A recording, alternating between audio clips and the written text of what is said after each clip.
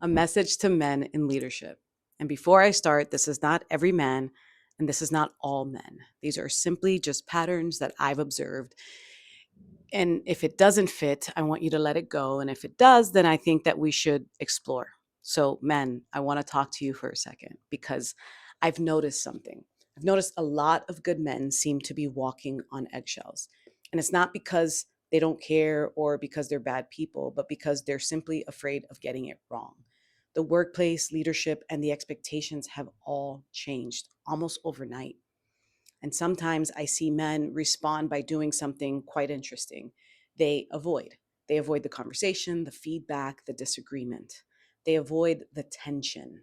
And I understand why, because research actually shows that most men, or many men, are socialized to solve problems quickly, protect their status, and avoid situations that could lead to public failure or relational conflict. So, in other words, conflict doesn't feel productive. It actually feels risky. But here's the challenge: avoidance is not respect, and silence is not support.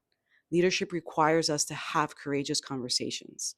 And trust is built when people know where they stand with you, not when they're left guessing. So here's the practical repair. The next time you're avoiding a conversation, I want you to ask, am I avoiding it because this is actually wrong, or am I avoiding it because I'm the one that's uncomfortable? And then try this. You're going to go into the conversation curious instead of defensive and ask, help me understand your perspective. Here is what I'm seeing. What am I missing? Because conflict doesn't have to be combat. Sometimes it's just clarity. And some of the strongest relationships I've ever seen built were about conversations that nobody wanted to have.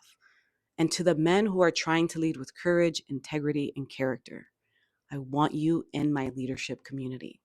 The waitlist link is in the bio. Don't forget to like and follow for more and keep becoming the leader you came here to be.